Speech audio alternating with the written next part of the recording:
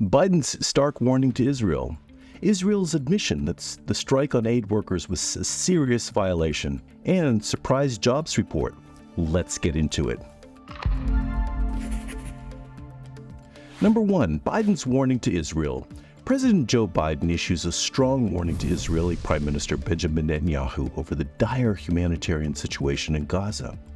Biden emphasizes the need for Israel to take immediate, measurable steps to mitigate civilian suffering and protect aid workers. Number 2. Israel enhances aid to Gaza. Following intense U.S. pressure, Israel commits to expanding humanitarian aid routes to Gaza. The measures aim to address the urgent need for aid amid warnings of a looming famine, marking a significant policy shift by Netanyahu's government in response to international calls for action. Number 3. Global watch on Israel's promises. The international community, including the U.S. and UN, adopt a cautious stance toward Israel's commitment to opening more aid channels into Gaza as global leaders wait to see the tangible impact of these promises. The focus remains on alleviating the humanitarian crisis without further delay. Number 4. The Israeli Defense Forces admits fault in the aid convoy attack. An Israeli Defense Forces investigation finds that the deadly strike on a World Central Kitchen convoy, which resulted in the loss of 7 aid workers, was a grave mistake due to procedural violations. The incident, marked as a serious failure, underscores the need for stringent adherence to international protocols. Number 5. World Central Kitchen demands systematic change.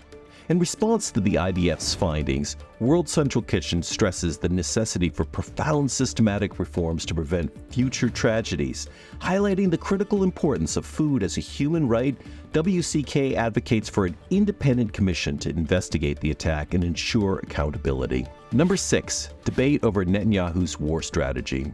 As the conflict in Gaza persists, questions arise about Prime Minister Netanyahu's motives. Critics suggest political survival may be influencing his reluctance to cease hostilities, while supporters argue for the necessity of a decisive victory over Hamas.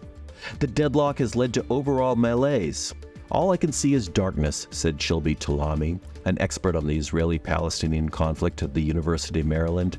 "I see darkness in the short term, and I see even more darkness ahead." Number 7, let's end on a high note. U.S. jobs report surprises.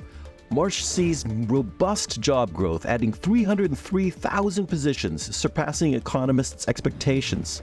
The unemployment rate drops to 3.8%, signaling economic resilience. Notably, wage growth remains moderate, alleviating inflation fears and supporting the Fed's cautious approach to interest rate adjustments. Thank you for joining today's News Roundup.